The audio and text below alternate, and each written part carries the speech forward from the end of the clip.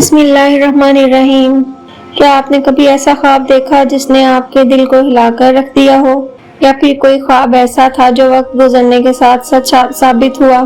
آج ہم جانیں گے کہ خواب کی اصل حقیقت کیا ہے اور نبی کریم صلی اللہ علیہ وسلم نے ہمیں اس بارے میں کیا سکھایا ہے۔ صحیح بخاری حدیث نمبر 2263 میں رسول اللہ صلی اللہ علیہ وسلم نے فرمایا، خواب 3 طرح کے ہوتے ہیں۔ نمبر 1، اللہ کی طرف سے خوشخبری یعنی نیک خواب۔ نمبر 2، شیطان کی طرف سے ڈراؤنے خواب۔ نمبر 3، انسان کے خیالات جو دن میں سوچتا ہے وہی رات کو خواب میں آتا ہے۔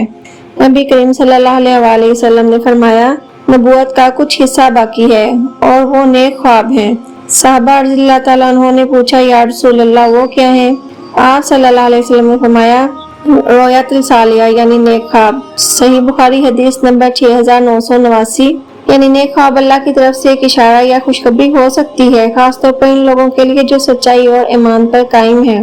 لیکن اگر کوئی شخص جھوٹا خواب کھڑتا ہے تو وہ نبی کریم صلی اللہ علیہ وسلم نے اس کے بارے میں سخت تنبیہ فرمائی۔ سب سے بدترین جھوٹ یہ ہے کہ انسان وہ خواب بیان کرے جو اس نے دیکھا ہی نہ ہو۔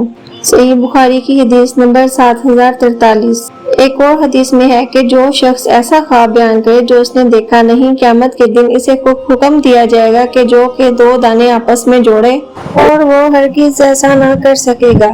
بخاری حدیث نمبر 7042۔ یعنی جھوٹے خواب سنانا محض مذاق نہیں بلکہ آخرت میں سخت پکڑ کا سبب ہے۔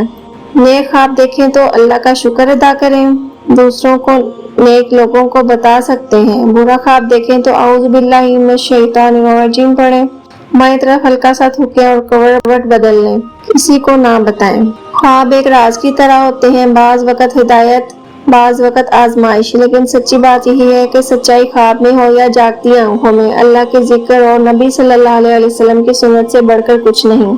اگر آپ نے کبھی کوئی سچائی یا اثر رکھنے والا خواب دیکھا ہے تو کمنٹ میں ضرور لکھیں۔ چینل کو سبسکرائب کریں، ویڈیو کو لائک کریں اور شیئر کریں تاکہ یہ پیغام سب تک پہنچے۔ ملتے ہیں اگلی ویڈیو میں ایک نئی حدیث کے ساتھ، تب تک کے لیے اللہ حافظ۔